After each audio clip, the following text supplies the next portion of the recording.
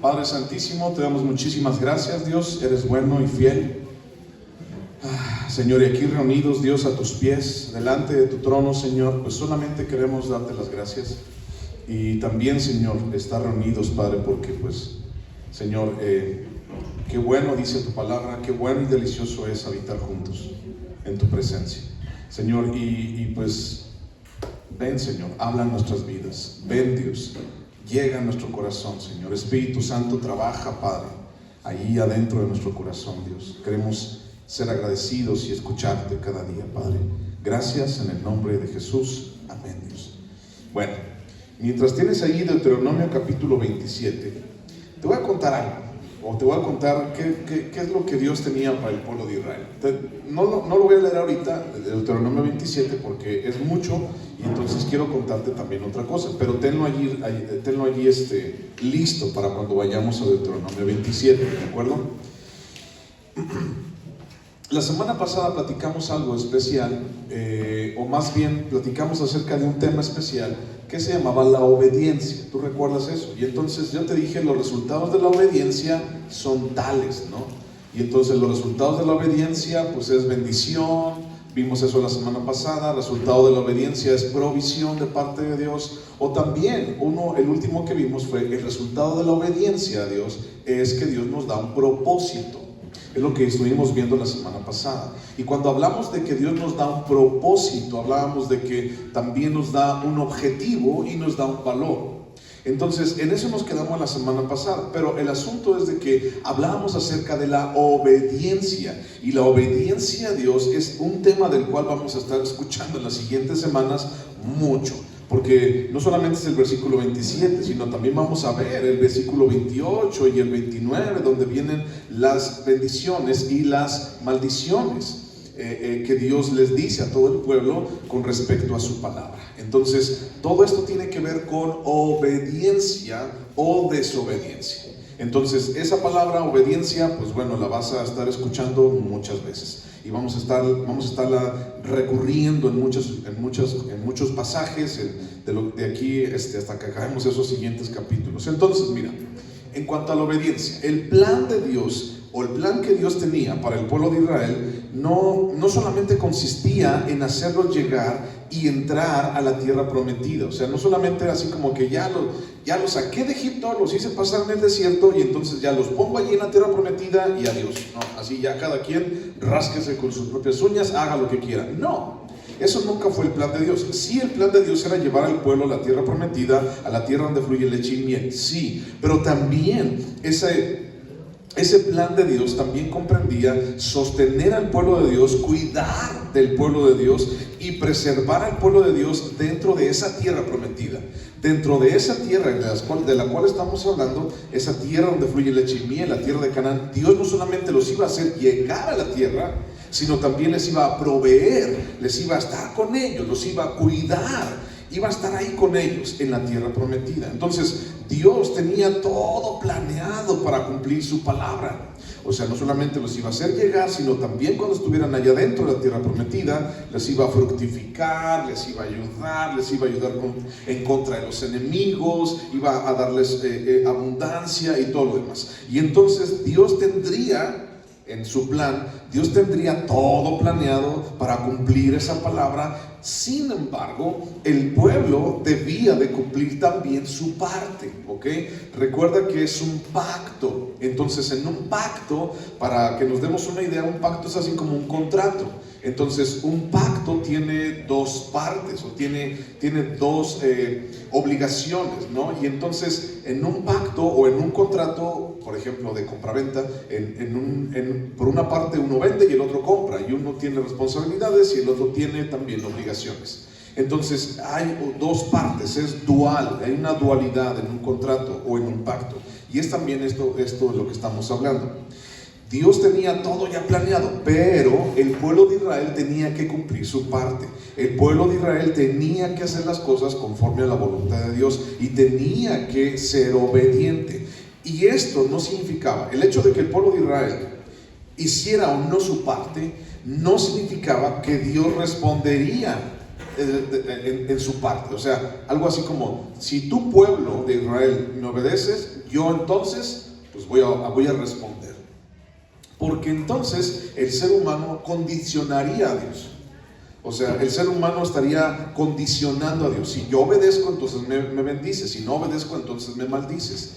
Aquí más bien es un asunto de gracia y de misericordia. Dios ya tenía todo planeado. Dios ya tenía todo medido, ya tenía todo, absolutamente todo. Solamente el pueblo de Israel tenía que responder a ese llamado. Porque si no, entonces, ¿dónde quedaría la gracia? ¿Dónde quedaría la misericordia? Era un favor inmerecido. Desde que estaban allá en Egipto, Dios los había sacado y Dios no se fijó en ellos si eran buenos o si eran malos. ¿Te acuerdas de eso? Cuando hablamos de la 10ª plaga y entonces la sangre del cordero, cuando estaba en las puertas de las casas allí, de los israelitas allí en Egipto, Dios no estuvo preguntando así como que, buenas noches, vengo a ver si la gente de esta casa es buena. No importa si es el pueblo de Israel o no, vengo a ver si es bueno, si son buenos.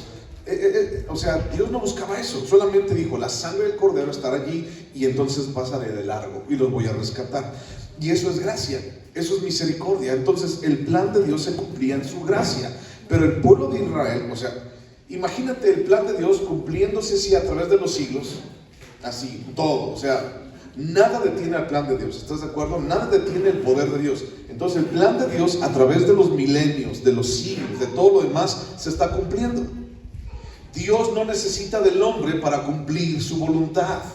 Dios no necesita del ser humano para cumplir su misericordia. Dios no necesita del ser, no necesita a nosotros, somos nosotros los que lo necesitamos a Él. Entonces Dios cumple su plan. El asunto es que nosotros, al hacer nuestra parte, nos añadimos a ese plan y entonces formamos parte de esa misericordia, y esa misericordia tiene que ver con nosotros, y esa misericordia nos alcanza a nosotros. Pero no es así como que Dios va cumpliendo su plan y de repente Alejandro no cumple su parte y ya, todo el plan de Dios se va para abajo. No era así, nunca ha sido así, no va a ser así. Con el pueblo de Israel era lo mismo. Imagínate, Dios bendiciendo al pueblo de Israel, siguiendo un plan específico, así. ¿Y qué fue lo que hizo el pueblo de Israel en la historia? ¿Qué fue lo que hizo? ¿Obedeció o desobedeció? La historia dice que desobedeció. Y entonces, ¿tú crees que el plan de redención se truncó nada más porque ellos desobedecieron? Pues no, el plan siguió. Y entonces el plan siguió con ellos, sin ellos y a pesar de ellos. Eso es importante. El plan de Dios siguió con ellos, sin ellos y a pesar de ellos. Y entonces vemos después en el Nuevo Testamento a Jesús siendo de nacionalidad judía, siendo del pueblo de Israel, cumpliendo el plan de Dios y redimiendo, muriendo en la cruz, redimiendo a la humanidad. Ese era el plan de Dios y sigue siendo hasta el día de hoy. Pero no porque ellos hayan desobedecido, entonces ya se iba a truncar el plan de Dios. Dios no necesita ni de ti ni de mí, pero para entenderlo nosotros tenemos que verlo como eso, como que es un pacto. Dios hace una parte y nosotros hacemos la otra. Entonces tenemos que responder entonces a eso, y el pueblo de Israel tenía que responder a la misericordia de Dios. ¿Cómo podía responder a la misericordia de Dios? Tenía que cumplir su propia parte. ¿Cómo? Pues obedeciendo. El pueblo de Israel tenía que poner en acción el plan de Dios en sus propias vidas. Asimismo, la palabra de Dios, fíjate bien lo que te voy a decir, la palabra de Dios no sirve de nada en absoluto. Escucha, la palabra de Dios no sirve de nada si no se ejecuta, si no la haces. Si la palabra de Dios no se vive, no va a funcionar para nada. O sea, imagínate, o sea, tú estando en problemas, en dificultades y teniendo tu Biblia allí en tu casa cerrada, ¿tú crees que te va a ayudar cerrada? Pues no. Bueno, es que me voy a comprar uno de esos de maderita para tenerla así en mi sala, y la tenemos abierta para que el espíritu de la bendición de Dios inunde toda la casa. ¿Tú crees que es eso? Pues no, tampoco. ¿Cómo entonces esto, que es palabra de Dios, que es la Biblia, empieza a bendecir mi vida? Cuando yo mismo empiezo a vivir esto que está diciendo aquí, cuando yo mismo lo pongo en práctica. Si no lo pones en práctica, entonces no sirve. Si no confías en esto, entonces tampoco sirve. Si no confías plenamente en la palabra de Dios, no sirve. No sirve confiar en la palabra de Dios a medias o un cachito o nomás lo que me conviene. Tengo que confiar en la palabra de Dios al 100%. Si no dejamos que la palabra de Dios actúe en nuestras vidas, entonces ¿cómo quieres que Dios te ayude? O sea, ¿cómo quieres que las cosas vengan a tu vida? Bueno, hay solamente una palabra: obediencia.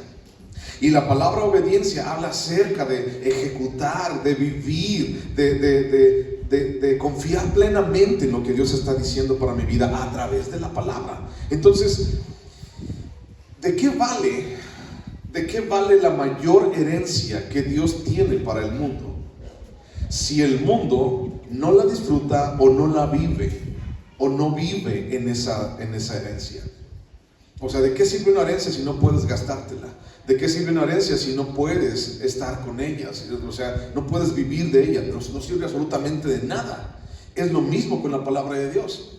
Cuando hablamos de que es el Antiguo Testamento o el Nuevo Testamento, hablamos de eso. Es una herencia que tenemos tú y yo. Pero si no la vivimos, si no dejamos que eso actúe, ejecute en nuestras vidas, entonces no sirve de nada. Va a ser un libro más en tu casa. Va a ser un libro más que vas a tener allí haciendo polvo y todo lo demás, y vienes el domingo en la mañana y para que se le quite el polvo y no me digan nada, ¿no? O sea, tenemos que vivirla, tenemos que actuarla, tenemos que estarla haciendo en nuestras vidas. La palabra, la promesa y la voluntad de Dios solamente se experimentan al vivirla. Y ese ha sido el problema que muchos que hoy rechazan la palabra, hoy menosprecian la palabra, o también hoy atacan la palabra de Dios. Ese es el problema de mucha gente. ¿Por qué el mundo se está pudriendo? ¿Por qué México se está pudriendo? ¿Has visto las noticias últimamente? ¿Por qué México se está pudriendo poco a poco? Porque la gente menosprecia la palabra de Dios. La obediencia, lo que estamos platicando, es la parte esencial en el plan de Dios para el pueblo de Israel y para nosotros, sus hijos, como iglesia. Obediencia, si estás apuntando, obediencia es igual a vida. Obediencia es lo mismo que vida, y desobediencia es lo mismo que muerte. Entonces, ¿cómo crees tú que está nuestra sociedad? ¿Cómo crees tú que está el mundo cuando menosprecia la palabra de Dios, ataca la palabra de Dios, rechaza la palabra de Dios y no quiere nada con la palabra de Dios? ¿Cómo crees que está? Nada más abre las ventanas de tu casa, échate un clavado, ve a donde tú quieras y empieza a observar cómo es que tus alrededores están viviendo. Y te das cuenta de que hay muerte, y te das cuenta de que hay pecado, y te das cuenta de que la gente no está viviendo bien, de que la gente tiene dificultades. Y entonces no todos lo dicen, pero allí está. El pueblo de Israel debía de entender esto para proseguir en el plan de Dios. Que la palabra era lo único que tenían, que el plan de Dios a través de la palabra de Dios era lo único que tenían, y nosotros también. El pueblo estaba siendo llamado a una palabra, a una acción: obediencia. Dios quería que el pueblo fuera obediente, obediente al cambio de vida, obediente a la vida que Dios tenía para ellos, pero al final todo terminaría siendo o estando bajo la voluntad de cada persona para creer y hacer lo que Dios les decía que hicieran. Entonces, en otras palabras, Dios tiene un plan maestro para toda la humanidad, y tú y yo nos hemos añadido a ese plan a través de obedecer la palabra. Y entonces tú y yo, a través de nuestra voluntad, porque es tu voluntad que tú estés aquí el día de hoy. O sea, nadie te trajo a la fuerza, es lo que quiero tratar de hacerte entender. O sea, tú no estás aquí a la fuerza, es tu voluntad la que te trajo. Tú decidiste venir. Te preparaste desde las 7, 8, 9 de la mañana, no sé, y entonces para poder estar aquí el día de hoy y poder escuchar esta palabra de Dios. Entonces, tu voluntad te trajo aquí, y es la voluntad de las personas con la cual trabajamos, es la voluntad de las personas con la cual hace la iglesia, es la voluntad de las personas creyendo en la palabra de Dios y sabiendo que este plan que Dios tiene para nosotros es real. Entendiendo eso, entonces, sin la voluntad del ser humano, el plan de Dios no funciona. Sin la voluntad del ser humano, el plan de Dios no funciona para el ser humano, porque el plan de Dios, maestro, sigue, él sigue corriendo, o sea, no se va a detener porque tú no creas, no se va a detener porque tu voluntad no diga, no, yo no quiero creer, o sea, no se detiene. El plan maestro de Dios va a terminar y va a hacer lo que tiene que hacer, porque es Dios, y Dios no depende ni de ti ni de mí, pero nuestra voluntad nos lleva a eso, a estar dentro de ese plan de Dios. Entonces, sin la voluntad del ser humano, el plan de Dios no funciona en nosotros, ¿ok? Y nunca lo va a hacer. Esto es parte de ese plan de Dios, la voluntad de Dios, la palabra de Dios. Busca por favor Salmo 119 y vamos a ver lo que el Salmo o el capítulo más grande de la Biblia, que es el Salmo 119, dice acerca de la palabra. Si has leído alguna vez en tu vida el Salmo 119, sabes que el Salmo 119 habla acerca de la palabra, de la ley de Dios, habla acerca de la Biblia, de ella misma. Salmo 119, vamos a leer dos pasajes diferentes, que es del 1 al 8 y el otro del 33 al 40. Salmo 119 del 1 al 8 dice: bienaventurados los perfectos de camino, los que andan en la ley de Jehová. Bienaventurados los que guardan sus testimonios y con todo el corazón le buscan, pues no hacen iniquidad los que andan en sus caminos. Tú encargaste que sean muy guardados tus mandamientos. Ojalá fuesen ordenados mis caminos para guardar tus estatutos. Entonces no sería yo avergonzado cuando atendiese a todos tus mandamientos. Te alabaré con rectitud de corazón cuando aprendiere tus justos juicios. Tus estatutos guardaré, no me dejes enteramente. Ahora bríncate hasta el 33, versículo 33. Dice: enséñame, oh Jehová, el camino de tus estatutos, y lo guardaré hasta el fin. Dame entendimiento y guardaré tu ley, y la cumpliré de todo corazón. Guíame por la senda de tus mandamientos, porque en ella tengo mi voluntad. Inclina mi corazón a tus testimonios, y no a la avaricia. Aparta mis ojos que no vean la vanidad. Avívame en tu camino. Confirma tu palabra a tu siervo que te teme. Quita de mí el oprobio que he temido, porque buenos son tus juicios. He aquí yo he anhelado tus mandamientos. Vivifícame en tu justicia. Estos dos pasajes que acabamos de leer hablan acerca de que la persona está ejecutando la palabra de Dios en su vida. Y me llama la atención uno que dice: cuando yo guardo tu palabra, yo no soy avergonzado. O sea, podemos hablar de muchas cosas que nos avergüenzan o que nos dan vergüenza, pero solamente quiero hablarte de una: el pecado. El pecado trae vergüenza a nuestras vidas, porque el pecado no es nada agradable, y los resultados, los frutos del pecado y de la carne no son nada agradables. Entonces, este salmo lo puedes leer en tu casa todo, absolutamente, son muchísimos versículos, pero habla acerca de la palabra y de la palabra aplicada a la vida de las personas. Entonces recuerda eso: sin la voluntad del ser humano, el plan de Dios no funciona en nosotros.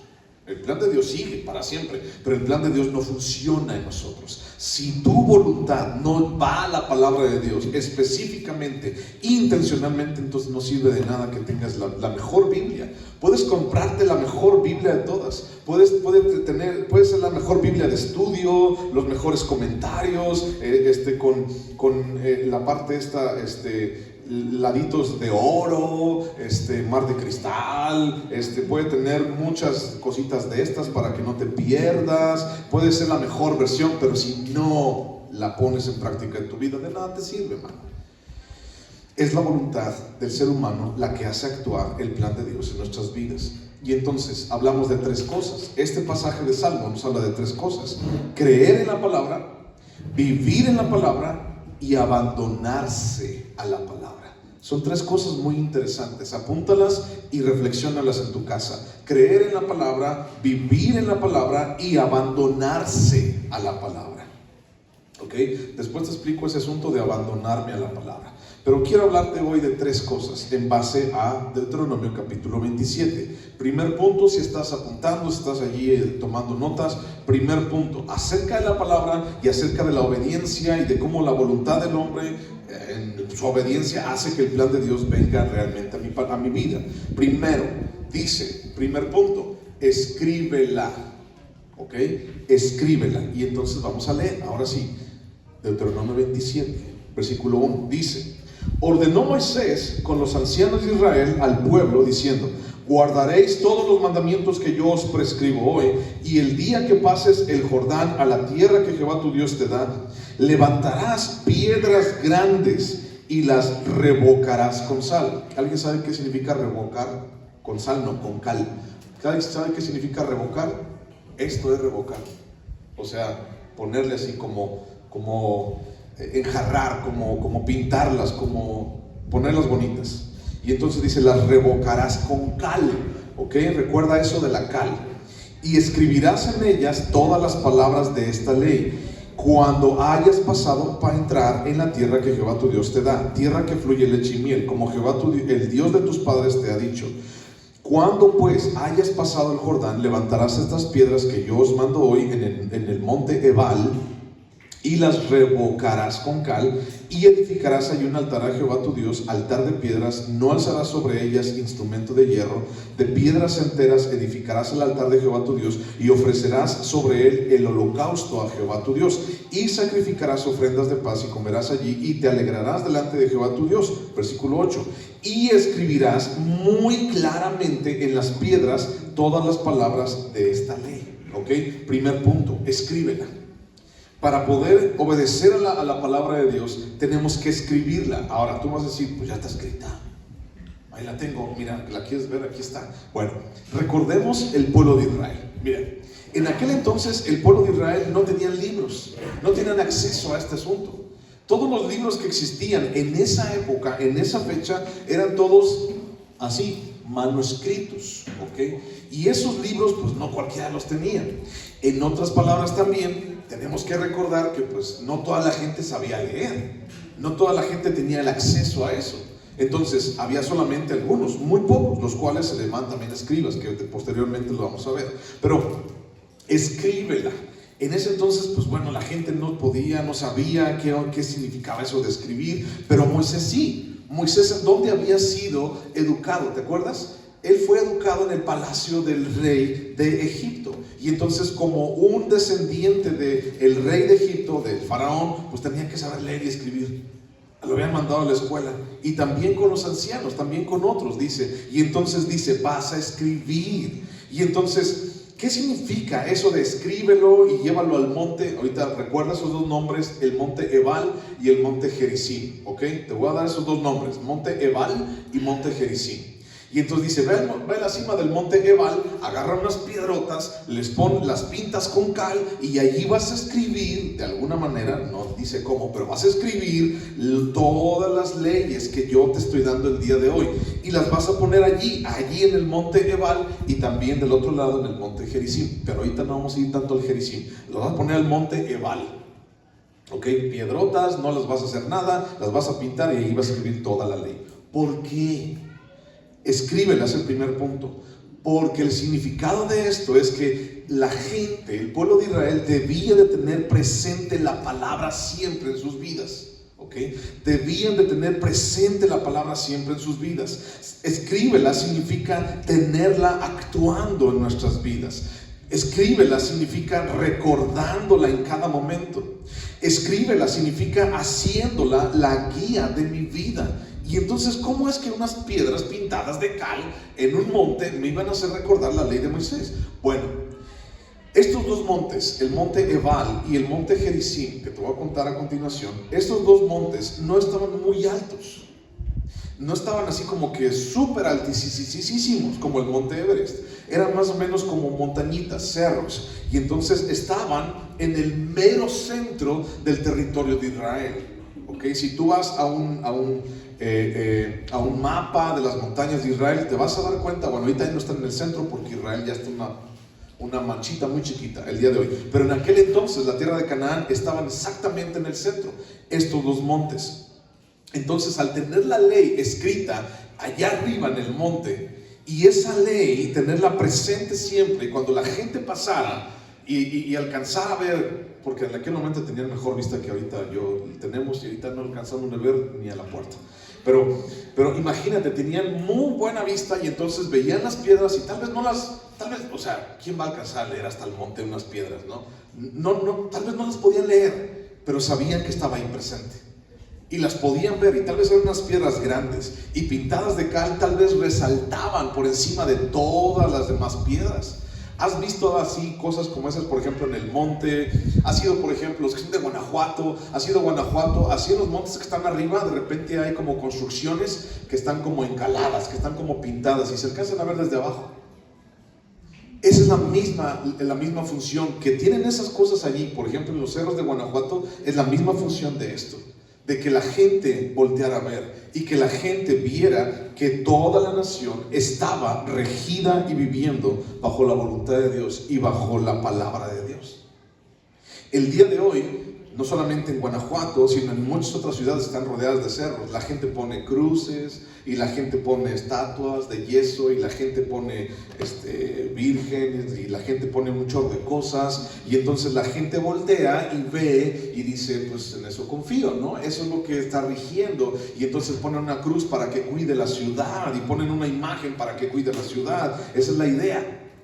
Esa es la idea de esas piedras encaladas, ponerlas en la cima de ese monte. Entonces, esos montes, los dos, el monte Ebal y el que tenía enfrente, son dos montes hermanos o gemelos, por así decir. El monte Ebal y el monte Gerizim. Los dos allí, situados en el centro de lo que sería el Valle de Israel, funcionaban como un recordatorio constante de que la gente confiara en Dios. Cuando la gente va en la carretera camino a Guanajuato, ¿qué es lo primero que te llama la atención fuera de la General Motors? O sea, ¿qué es lo que te llama la atención? Pues el cubilete, ¿no te llama la atención el cubilete? ¿Qué es ese rote tan grandote? ¿Qué habrá allá en la punta, no? Y bueno, ya sabes lo que hay allá en la punta. Y entonces eso es algo así como confiar. Y entonces, ¿te acuerdas de la canción de José Alfredo Jiménez? Que dice, consuelo de los que sufren, adoración de la gente. ¿Te acuerdas de esa parte del cubilete? Pues es eso, ¿no? Y la gente dice, bueno, estoy aquí, no puedo subir hasta allá arriba, pero volteo y me da confianza. Y volteo y puedo orar, bueno, puedo rezar o puedo pedirle, ¿no? Porque allí está. Esa es la misma función de la palabra de Dios escrita en piedras con cal allí en el monte Ebal. Entonces, vamos por ejemplo a Deuteronomio capítulo 11. Deuteronomio capítulo 11. Allá atrásito, y fíjate lo que dice acerca de estos dos montes. Deuteronomio 11, versículo 29. Deuteronomio 11, 29 dice: y cuando Jehová tu Dios te haya introducido en la tierra a la cual vas para tomarla, pondrás la bendición sobre el monte Gerizim y la maldición sobre el monte Ebal. Son de los montes que estamos hablando ahorita, en los cuales están al otro lado del Jordán, tras el camino del occidente, en la tierra del Cananeo, que habita en el Arabá, frente al Gilgal, junto al encinar de More. Porque vosotros pasáis el Jordán para ir a poseer la tierra que os da Jehová vuestro Dios, y la tomaréis y habitaréis en ella. Cuidaréis pues de cumplir todos los estatutos y decretos que yo presento hoy delante de vosotros. Ahora ahí mismo, Deuteronomio, pero capítulo 6, versículo 6.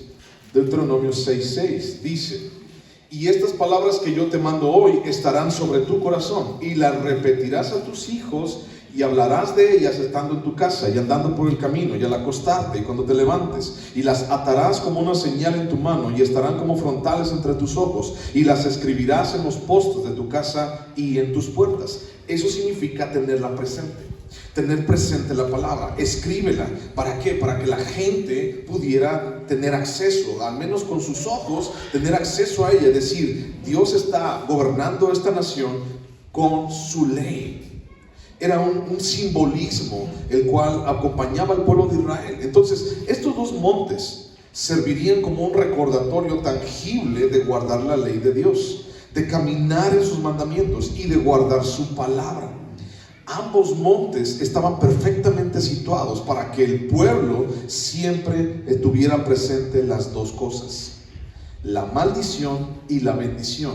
Si tú recuerdas ahorita en Deuteronomio, dice: en el monte Gerizim llevarás la bendición, o sea, la vas a escribir. Y en el monte Ebal, lo que acabamos de decir ahorita en Deuteronomio 27, es que en el monte Ebal vas a llevar las piedras y vas a escribir la maldición. Entonces, el monte Ebal, allá en las piedras arriba estaban las maldiciones. Después lo vamos a ver en el capítulo 28. Estaban las maldiciones, y en el monte Gerizim estaban las bendiciones, escritas en las piedras pues encaladas. Estaban allí. y estaban en el mero centro de toda la región de Israel. Estaban esos dos montes y abajo había un valle. Y entonces vamos a ver a continuación lo que hizo el pueblo de Israel en ese valle. Entonces estaban los dos montes. Yo no he ido para allá, yo no conozco esos cerros, ¿ok? Solamente te digo lo que pude estudiar o lo que pude investigar. El monte Ebal, fíjate bien es muy interesante esto. El monte Ebal, entonces, ¿qué escribieron arriba del monte Ebal? ¿Las bendiciones o las maldiciones? Las maldiciones. El monte Ebal es un cerro seco, así totalmente seco, que está todo rodeado de piedra caliza, o sea, pura piedra con cal. El monte Ebal es un cerro donde no crece absolutamente nada o muy poco. Es un cerro muy feo, el monte Ebal. ¿Te puedes imaginar cómo está el monte Gerizim, donde están todas las bendiciones escritas? ¿Te puedes imaginar? Es un monte súper verde, es un monte lleno de árboles, es un monte donde había ríos viniendo desde arriba del monte, había manantiales también en ese monte, estaba rodeado todas las faldas de ese monte de bendición y de sembradíos. El monte Ebal no, estaba seco, feo, horrible, nadie quería ir a vivir allá. Y allí estaban escritas las maldiciones. Y el monte Gerizim, las bendiciones. Esa imagen de los dos montes a la gente les hacía entender una cosa, o más bien dos cosas. Si el pueblo obedecía a Dios, entonces les daban ¿qué? Las bendiciones. Dios les daba las bendiciones y les iba a llevar en abundancia y les iba a bendecir así, físicamente, tangiblemente, como el monte Gerizim. Así los iba a hacer vivir. Pero si ellos decidían desobedecer a Dios, entonces su vida sería como el monte Ebal, un monte seco, un monte horrible, un monte donde no había absolutamente nada, ni los coyotes allí estaban, o sea, un monte feo. Si el pueblo de Israel decidía no obedecer a Dios, así le iba a ir la vida. Pero si el pueblo de Israel decidía obedecer a Dios, le iba a ir como el monte Gerizim estaba allí. Y eran gemelos, estaban allí, los dos montes, uno enfrente del otro, o más bien están todavía hasta el día de hoy. Entonces, estos dos montes servirían como un recordatorio tangible de guardar la ley de Dios, de caminar en sus mandamientos, de guardar su palabra, y ambos estaban exactamente en el centro de Israel. Maldición, bendición en sus vidas. ¿Cuál escoges? O sea, para hacerlo muy visible. Es como el día de hoy. Voy a tomar como ejemplo las cajetillas de cigarros, por ejemplo.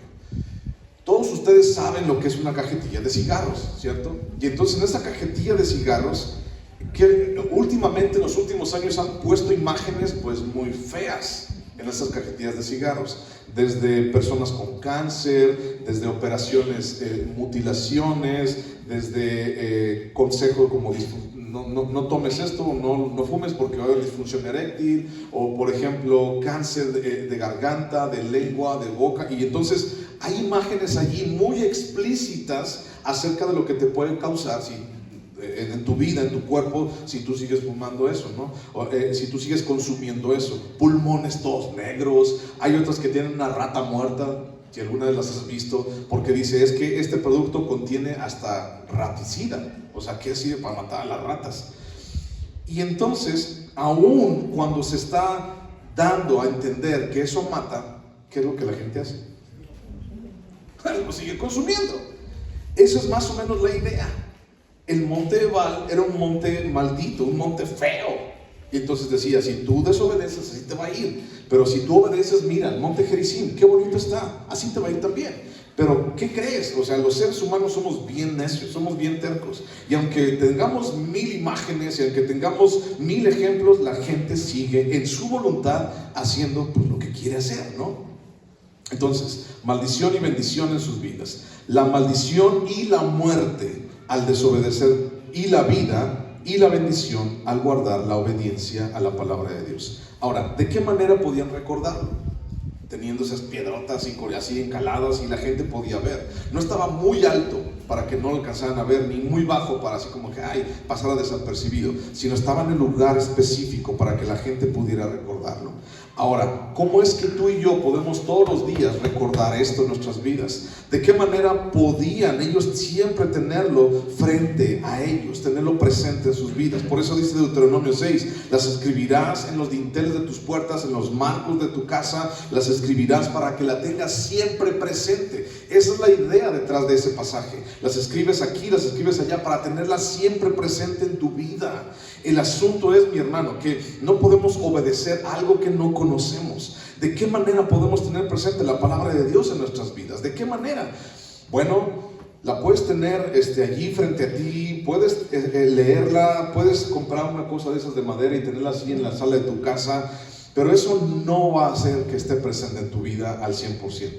Necesitas, la única manera de poder tenerla presente en tu vida es ¿qué? Leyéndola. Al momento de que tú la lees, tú estás viviendo esa palabra. Y entonces al momento de leerla, de estudiarla, al momento de invertir tiempo, dinero y esfuerzo para que tú entiendas la palabra de Dios. Yo sé que no para todos, algunos dicen es que no se me graba bien, es que mi mente no alcanza a comprender muy bien ciertas cosas. Entonces, bueno, pero el asunto es, puedes leer y puedes hacerlo y puedes invertir tiempo. De repente en la iglesia, por ejemplo, hemos dado discipulados. Más adelantito, estoy orando, pero más adelantito vamos a tener discipulados los domingos. O sea, tú te puedes inscribir en esos discipulados para conocer un poquito más acerca de Dios. Otra de las formas como puedes tener presente la palabra de Dios en tu vida, o sea, no en el monte, pero tenerla presente en tu vida, es relacionándote. ¿Relacionándote con quién? ¿Con gente que cree en Dios y guarda su palabra? ¿O con gente que no cree en Dios y no guarda su palabra? ¿Con quién crees tú? Pues con gente que cree en Dios y que tiene temor de Dios y que guarda su palabra y que la palabra de Dios está en su vida. Relacionándote con ellos, porque también una forma mejor, o la mejor forma de vivir la palabra de Dios en tu vida, o de vivirla, de hacerla tuya, es relacionándote con alguien, con una persona que también tenga temor de Dios. También otra de las formas, teniéndola presente, escríbela, que es el primer punto, es adquiriendo conocimiento de la palabra de Dios. Y allí quiero ir a Colosenses capítulo 1. O quiero que me ayudes a buscar Colosenses capítulo 1. De nada sirve esto si no lo lees. De nada sirve esto si no lo vives. De nada sirve esto si no lo atiendes, si no lo guardas en tu vida. Colosenses capítulo 1, versículo 9. 1:9 dice: por lo cual también nosotros, desde el día que lo oímos, no cesamos de orar por vosotros y de pedir que seáis llenos del conocimiento de su voluntad en toda sabiduría e inteligencia espiritual, para que andéis como es digno del Señor, agradándole en todo, llevando fruto en toda buena obra, creciendo en el conocimiento de Dios. ¿Para qué? Dice ahí el 11: fortalecidos con todo poder, conforme a la potencia de su gloria, para toda paciencia y longanimidad, con gozo, dando gracias al Padre, que nos hizo aptos para participar de la herencia de los santos en luz, el cual nos ha librado de la potestad de las tinieblas y trasladado al reino de su amado Hijo, en quien tenemos redención por su sangre y el perdón de pecados. ¿Alguna vez te has sentido ñango en tu espiritualidad, en tu fe? ¿Alguna vez has sentido así como que esto no vale la pena, que no sé qué? ¿Alguna vez te has sentido así ñango, sin fuerzas en tu fe, o tal vez pensando que tu fe se está perdiendo? Entonces ve la palabra, busca el conocimiento, dice, para que entonces a través del conocimiento seáis fortalecidos. O sea, ¿alguna vez has sentido esa tristeza de la cual nadie te puede sacar? Bueno, ve la palabra, dice, porque con ella el gozo viene a tu vida. O sea, no estamos hablando de un cuento de hadas. Estamos hablando de una realidad, y esa realidad ha persistido y perseverado durante milenios, mi hermano. O sea, tenemos un libro que ha trascendido por miles de años, y entonces que la gente no venga y te diga, es que ese libro que es escrito por hombres y que no vale nada, pues no vale nada para ti porque tú no lo aplicas a tu vida, pero para mí es lo mejor que yo puedo tener. Entonces, tener presente la palabra es una decisión particular que se traduce en la comunidad en la cual estamos. Y entonces, Tener presente la palabra de Dios en nuestras vidas lleva a nuestra comunidad, lleva a nuestro contexto a vivir de una manera diferente. Escríbela. Segundo punto, confía en ella, ¿ok? Confía en ella. Versículo 9 y 10 de Deuteronomio 27 dice: y Moisés con los sacerdotes levitas habló a todo Israel diciendo: guarda silencio y escucha, oh Israel. Hoy has venido a ser pueblo de Jehová tu Dios. Oirás pues la voz de Jehová tu Dios y cumplirás sus mandamientos y sus estatutos que yo te ordeno hoy. Y aquí me llama la atención algo que dice el versículo 9: guarda silencio y escucha. Guarda silencio y escucha. Te voy a leer a continuación algo un poquito así que te va a decir. Miren, segundo punto, confía. La palabra de Dios para el pueblo de Israel era su tesoro más preciado. Israel había sido un pueblo esclavizado, ¿te acuerdas de eso? Y su propósito era un propósito diferente. Su único propósito era morirse siendo un esclavo, haciendo ladrillos allí en Egipto. Ese era lo único que ellos podían anhelar. Pero Dios tuvo misericordia de ellos y Dios cambió todo alrededor de ellos. Dios les dio una vida nueva, Dios les dio una esperanza nueva, Dios les dio un fin nuevo, Dios les dio todo, totalmente todo nuevo. Sin embargo, Dios proveyó de la salida y de la fórmula para que el pueblo realmente fuera un pueblo ejemplar. ¿Y cuál fue esa salida y cuál fue esa fórmula? La palabra de Dios. Con el paso del tiempo, el pueblo dejó, dice la historia, con el paso del tiempo el pueblo dejó de escuchar la voz de Dios y empezó a escucharse a sí mismo, cayendo en la misma maldición de la que habían sido libertados. Eso es interesante, pero también es muy triste. Entonces, dice este versículo 9: guarda silencio y confía. O sea, guarda silencio significa deja de confiar en ti. Deja de estar escuchando tu voz y empieza a escuchar la voz de Dios en tu vida. Te puedo asegurar que la voz de Dios no te va a agradar. Te puedo asegurar que la voz de Dios no te va a hacer sentir cómodo. Te puedo asegurar que la voz de Dios te va a confrontar y te va a hacer sentir mal. Te lo puedo asegurar de verdad. Pero dice: guarda silencio y escucha la voz de Dios. Entonces esa palabra de Dios para el pueblo de Israel era la fórmula para seguir adelante, para ser un pueblo ejemplar, para tener vida. Pero ellos tenían que confiar. Y déjame te cuento la contraparte. Busca Isaías capítulo 30.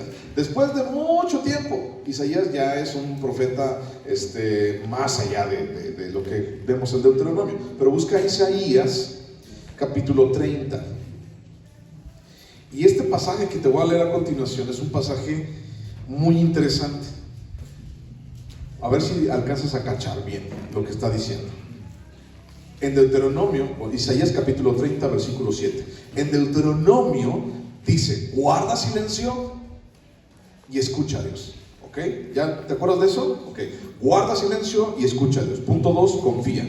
Guarda silencio y escucha a Dios. Isaías capítulo 30, versículo 7. ¿Lo tienes?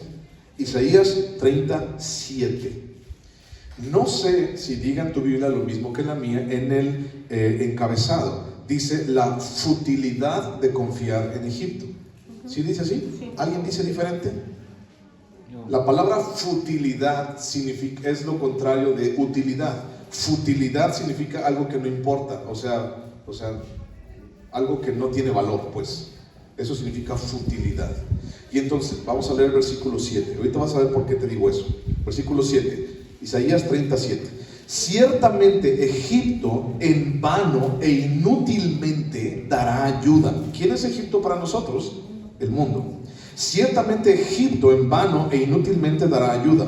Por tanto, yo le di voces que su fortaleza sería estarse, ¿qué dice aquí? Quietos. Es lo que dice en Deuteronomio.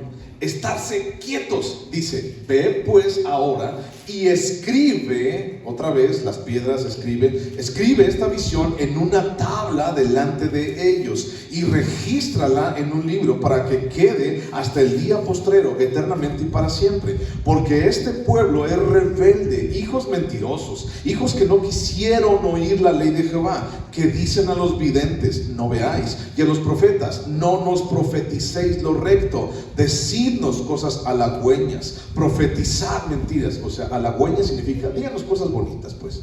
Versículo 11, dejad el camino, apartaos de la senda, quitad de nuestra presencia al Santo de Israel. Este es un versículo muy triste. Quitad de nuestra presencia al Santo de Israel. ¿Quién es ese Santo de Israel? Pues Dios. Versículo 12, por tanto el Santo de Israel dice así: porque desechasteis esta palabra y confiasteis en violencia y en iniquidad, y en ello os habéis apoyado, por tanto os será este pecado como grieta que amenaza ruina, extendiéndose en una pared elevada, cuya caída viene súbita y repentinamente, y se quebrará como se quiebra un vaso de alfarero, que sin misericordia lo hace en pedazos, tanto que entre los pedazos no se halla tiesto para traer fuego del hogar o para sacar agua del pozo. Porque así dijo Jehová el Señor, el Santo de Israel: en descanso, fíjate bien otra vez, en descanso y en reposo seréis salvos, en quietud y en confianza será vuestra fortaleza. Ese versículo vale la pena que lo subrayes. En descanso y en reposo seréis salvos, en quietud y en confianza será vuestra fortaleza. ¿Y qué dice después? Y no quisisteis, sino que dijisteis: no, antes huiremos en caballos. Por tanto vosotros huiréis, sobre corceles veloces cabalgaremos, por tanto serán veloces vuestros perseguidores. Lo que está diciendo aquí es lo mismo que estaba diciendo en Deuteronomio. Dice: guarda silencio y escucha a Dios.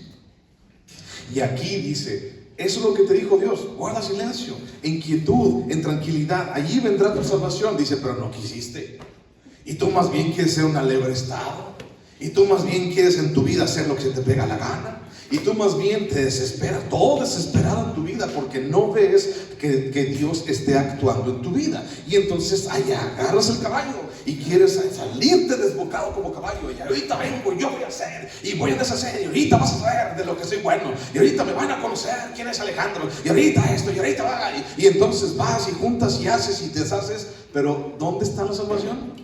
Guarda silencio, cállate y escucha a Dios, en quietud, en tranquilidad, en paciencia. Por eso el segundo punto es: confía. Al final de cuentas, la misma enseñanza y advertencia es para la iglesia hoy. Confiamos demasiado en nosotros mismos, y aunque somos creyentes, no practicamos nuestra confianza en lo que Dios nos ha dado. Ahí tienes tu respuesta. No confiamos en lo que Dios nos ha dado, en la respuesta que Dios nos dio. Tantas veces hemos querido intentar ayudar a Dios, y ¿cómo sale?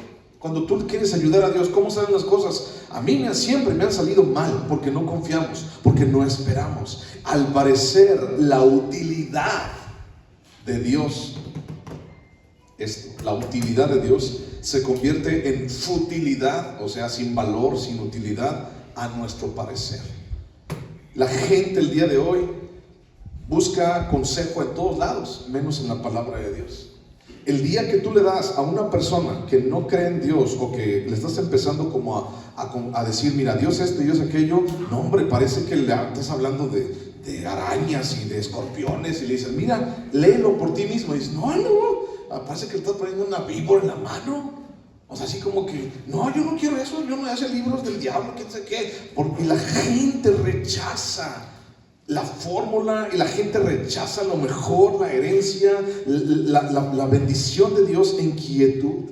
Pero de verdad, hermano, aún como cristianos somos demasiado alebrestados y demasiado impetuosos, como el caballo que dice aquí, caballos impetuosos saliéndonos para correr y tal, haciendo relajo y vámonos a correr, pero nunca nos sentamos a confiar en Dios. Punto número 2. Punto número 3 y último. El punto 3 es: practícalo. Y te voy a leer versículo 11 hasta terminar el capítulo de Deuteronomio 27. Y mandó Moisés al pueblo en aquel día diciendo: cuando hayas pasado el Jordán, estos estarán sobre el monte Gerizim para bendecir al pueblo: Simeón, Leví, Judá, Isaacar, José y Benjamín. Y estos estarán sobre el monte Ebal para pronunciar la maldición: Rubén, Gad, Aser, Zabulón, Dan, Neftalí. Y hablarán los levitas y dirán a todo varón de Israel en alta voz: Maldito el hombre que hiciere escultura o imagen de fundición, abominación a Jehová, obra de mano de artífice, y la pusiere en oculto. Y todo el pueblo responderá y dirá: amén. Maldito el que deshonrare a su padre o a su madre, y dirá a todo el pueblo: amén.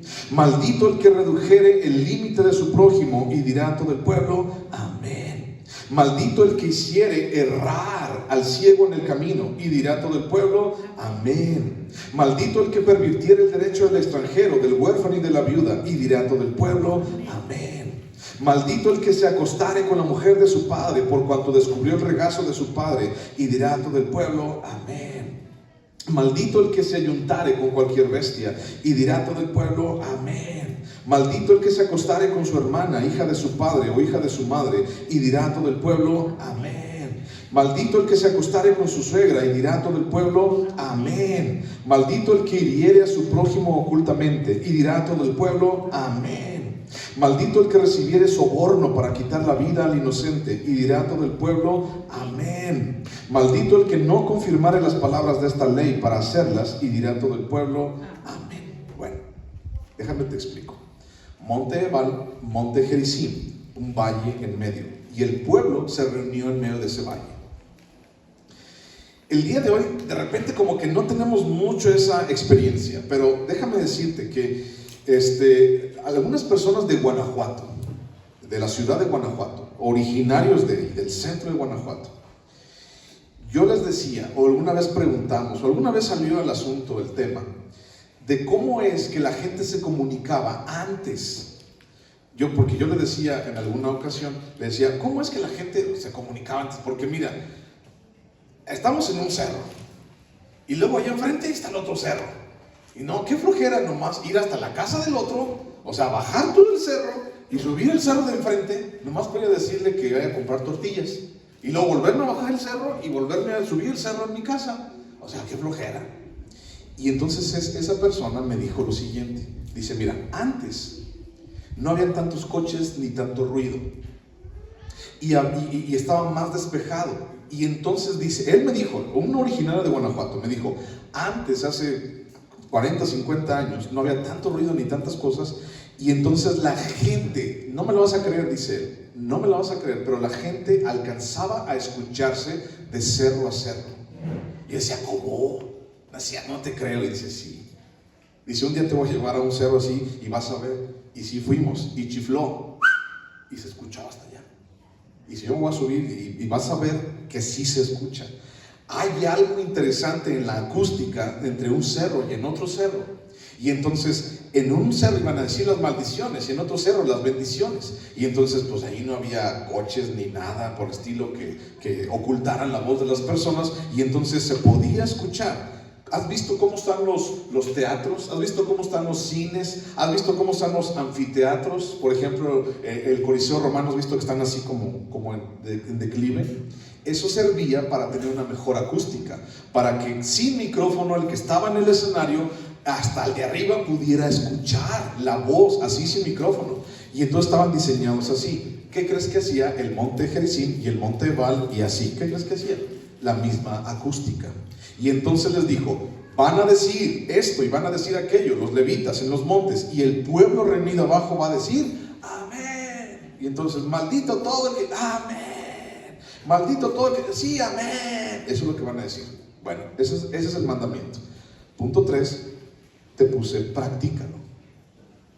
Sus tribus, o sea, 6 tribus en un monte y 6 tribus en el otro, para recordar las maldiciones y las bendiciones, y todo el pueblo siendo partícipe del evento, todos reconociendo lo que debían de hacer. Pero al llegar a su casa, o sea, todos allí, sí, amén, sí, amén, pero todos al llegar a su casa, nadie hacía lo que debía de hacer, o lo que se habían comprometido a hacer. Y entonces aquí viene una pregunta: ¿por qué la gente no hace lo que debe hacer? ¿Tú podrías explicarme eso? ¿Por qué la gente no hace lo que debe hacer? ¿Por qué mucha gente, estoy hablando de cristianos, sigue viviendo en maldición? ¿Por qué no creen? ¿Por qué no están dispuestos? Hay gente que dice, no, yo no estoy dispuesto. Hay otra gente que dice, yo estoy muy ocupado. Piensan que esto es un accesorio más, o sea, la palabra de Dios en mi vida es un accesorio más en mi vida. Hay otros que dicen, no tengo ganas. Hay otros que por causa de su situación, alguna situación difícil, dice, yo no quiero creer en este momento. Hay otros que dicen, en este momento no lo necesito porque están muy bien tal vez, o tal vez ni siquiera son creyentes, ¿no? O sea, dicen que son, pero no son creyentes, o no les interesa la palabra de Dios.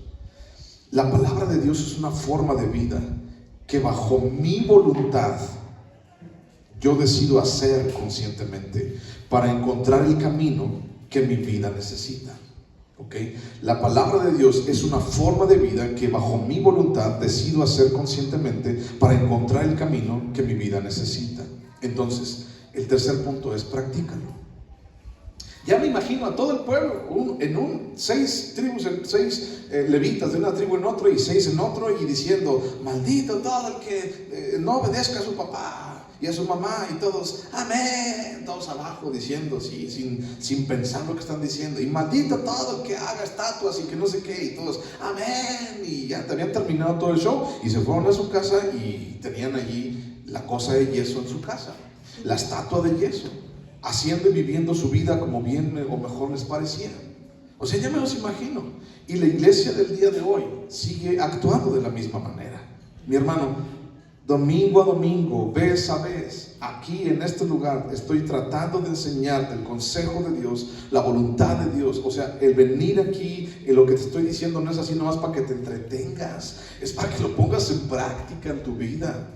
Sí, nos hace falta, yo me incluyo, nos hace falta muchas cosas, sí, yo sé, pero el asunto es que si te digo, punto número 1, escríbela, punto número 2, confía, punto número 3, practícala, no es para que nada más lo tengas allí y ya te vayas, sino para que realmente lo pongas en práctica en tu vida, tratando de explicarlo, tratando de digerirlo, tratando de que lo entiendas de una manera diferente, para que no así, ay, pues aquí qué dice, quién sabe.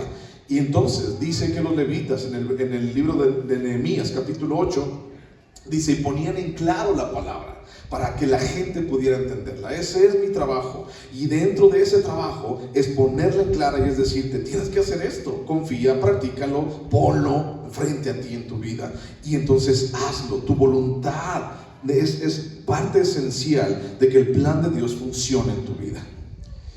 Es algo que hacemos conscientemente.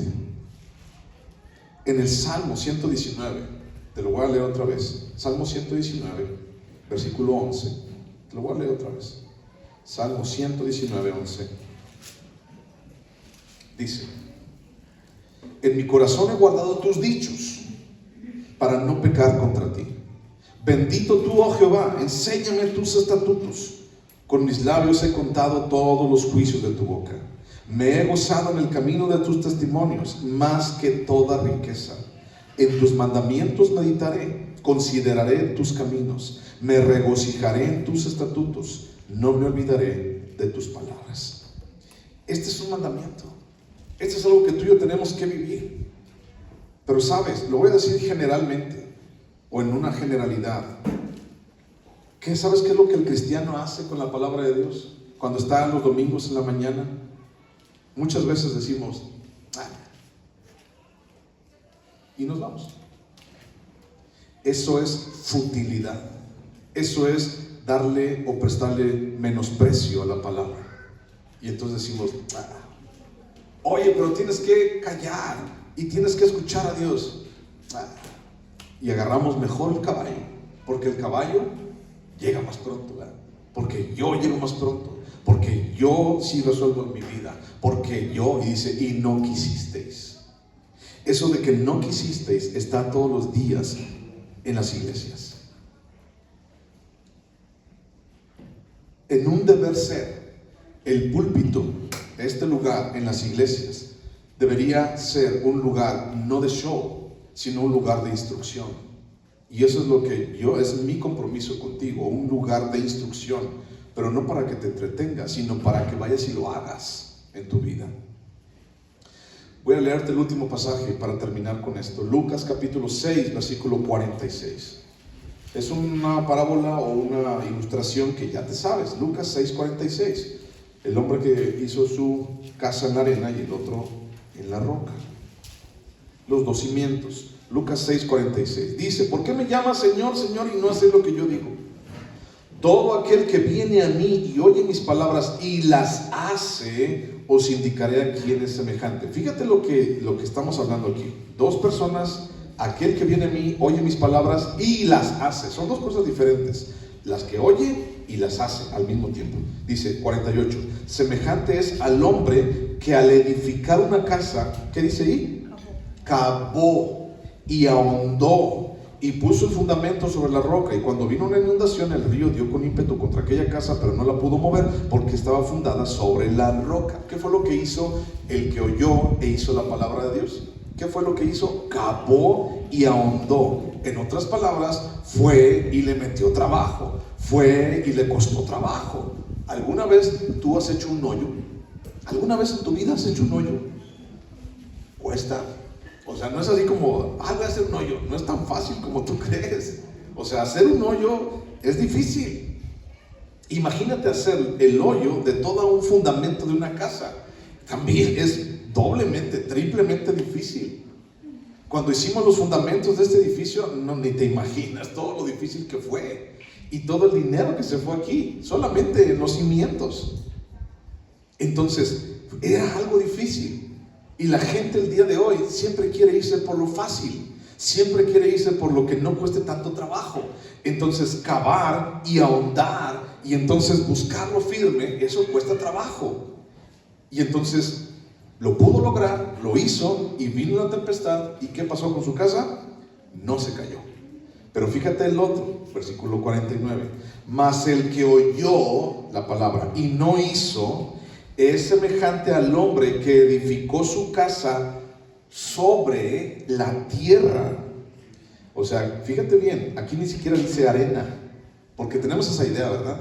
El hombre que fundó su casa sobre la arena y sobre la roca. Pero dice aquí sobre la tierra, sin fundamento, contra la cual el río dio con ímpetu y luego cayó, y fue grande la ruina de aquella casa. En otras palabras, vamos a hacer una casa. ¡Ay, qué flojera! Hacer hoyos, hacer zapatas, hacer cadenas. ¡Ay, qué flojera! No, yo no, así nomás pone por encimita, hombre. Que nomás se ve, alcance a ver por encimita. ¿Quién se va a dar cuenta de todo lo que hay abajo? Y entonces la gente, cristianos, creyentes, muchas ocasiones caemos en eso. Caemos en que sí, nomás así por encimita, ya nomás el domingo y ya, y me voy. Mira, me voy y me duermo allí un ratito. ¿Y por qué te duermes, hermano? Porque la iglesia es mi lugar de paz, es mi lugar seguro, me siento seguro allí, por eso me duermo toda la predicación. Y entonces no es solamente venir, escuchar, es venir, escuchar y hacer.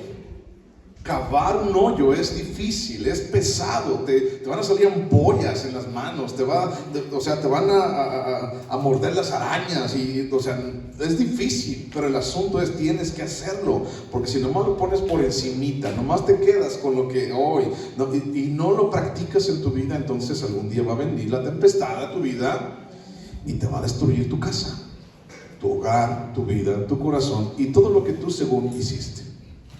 Confía en Dios. Ten presente la palabra de Dios en tu vida. Confía en la palabra de Dios. Y 3, practícala. Practícala, de verdad, practícala en tu vida. Oramos. Ponte en pie.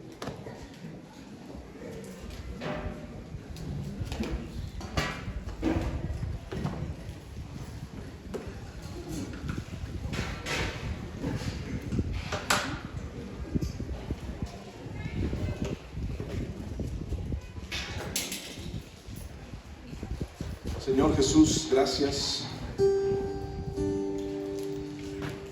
Dios, pues aquí estamos otra vez, Señor, y después de escuchar tu palabra y después de escuchar, Señor, lo que tú haces en nosotros y con nosotros, Padre, pues queremos pedirte, Señor, que nos ayudes a construir, Señor, como hemos dicho ahorita, a construir un lugar, Señor, pues con fundamento. Un lugar, Señor, que pues la tempestad y los problemas pues no nos tumben, Señor, sino más bien que prevalezcan. Y Padre, pues gracias. ayúdanos a cumplir tu palabra. Eterno y sublime Rey, el cielo no te puede contener. Habitas en lo alto, Dios. La tierra es el estrado de tus pies. Y cómo construir una habitación, un mejor lugar en donde puedas descansar. Y cómo construir una habitación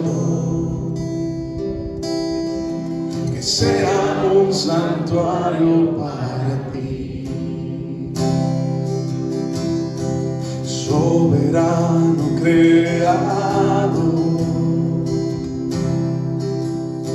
en luz inalcanzable tú estás.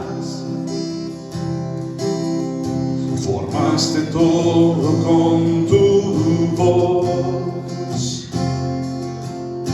El universo en tus manos está. Vamos a construir una habitación, un mejor lugar en donde puedas descansar. Vamos a construir una habitación. Seremos un santuario para ti. Seremos un santuario para ti. Seremos un santuario para ti. Señor, ayúdanos, Padre, a cavar hondo, Señor, a hacer buenos cimientos para esta habitación que tú quieres que construyamos, Dios, nuestra vida. En tu palabra descansamos y confiamos, Dios. En tu palabra, Señor, está nuestra suficiencia y nuestra dirección. Confiamos en que tú harás y confiamos, Dios, en que cambias nuestras vidas cada día. Hoy, Señor, decidimos tomar la bendición. Hoy decidimos obedecer a ti, Jesús. Señor, no solamente de dientes para afuera, sino con un corazón honesto. Gracias. En el nombre de Jesús, Dios. Amén. Muchísimas gracias por estar aquí. Que Dios te bendiga y te guarde, te sostenga, te proteja. Que Dios te guíe. Muchas gracias por estar aquí. Nos vemos en la semana de hoy en noche. Un abrazo para todos. Gracias. Si ocupas oración, vente para orar por ti. ¿Sale? Dios te bendiga.